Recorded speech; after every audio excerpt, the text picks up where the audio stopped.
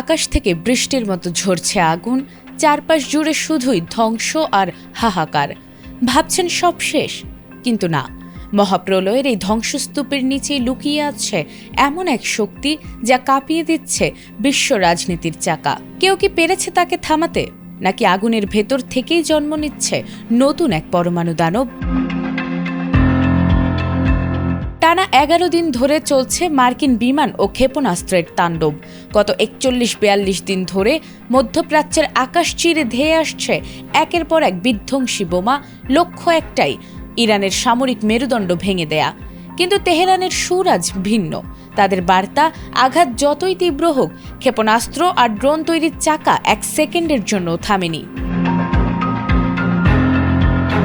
কারখানা থেকে ড্রোন আর মিসাইল তৈরি হওয়া মাত্রই তা চলে যাচ্ছে সরাসরি যুদ্ধক্ষেত্রে।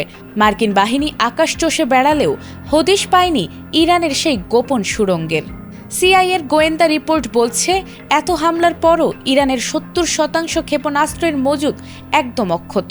যুক্তরাষ্ট্র যখন কোটি কোটি ডলার খরচ করে এই ড্রোন ঠেকাতে ব্যস্ত, ইরান তখন স্বল্প খরচে আমেরিকার অর্থনীতিতে চাপ বাড়িয়েই চলেছে।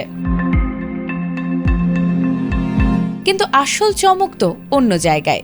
মার্কিন বাহিনী যখন দক্ষিণ পশ্চিমাঞ্চলের দারখোভিন পারমাণবিক বিদ্যুৎ কেন্দ্রে আঘাত হানল, তখন ইরান দেখালো তার আসল রূপ। তারা স্পষ্ট জানিয়ে দিল, তাদের পারমাণবিক স্বপ্ন ধুলোয় মিশিয়ে দেয়া অসম্ভব।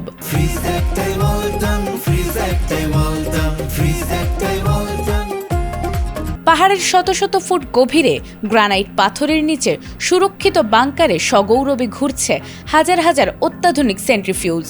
পশ্চিমা গোয়েন্দাদের কপালে চিন্তার ভাঁজ ফেলে আন্তর্জাতিক অস্ত্র নিয়ন্ত্রণ সংস্থা জানাচ্ছে, এত কিছুর পরেও ইরানের হাতে এখন মজুদ আছে 10টিরও বেশি পারমাণবিক বোমা তৈরির উপযোগী উচ্চ সমৃদ্ধ ইউরেনিয়াম। পশ্চিমা চাপ বাড়লে যে কোনো মুহূর্তে ইরান ইউরেনিয়াম সমৃদ্ধকরণকে নিয়ে যেতে পারে বোমা তৈরির চূড়ান্ত 90% দোরগোড়ায়।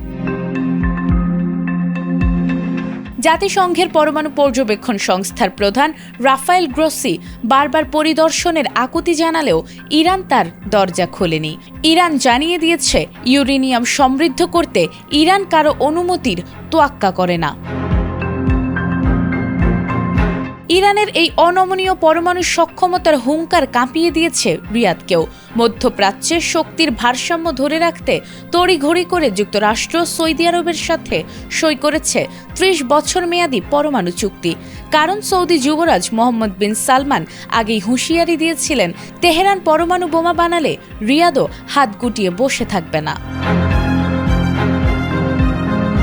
ইরান মুখে বলছে তারা শান্তিপূর্ণ পারমাণবিক প্রযুক্তি চায়, কিন্তু যুদ্ধের এই অগ্নিকুণ্ডে দাঁড়িয়ে তারা আজ বিশ্বের সামনে এক থ্রেশহোল্ড স্টেট বা পরমাণু অস্ত্রের দ্বার প্রান্তে থাকা মহাশক্তি। মার্কিন বোমারু বিমানগুলো যখন আকাশে চক্কর কাটছে মাটির গভীর থেকে, তখন পারমাণবিক মহাপ্রলয়ের জানান দিচ্ছে তেহরান। নাজমুন নাহার জান্নাত, এটিএন বাংলা।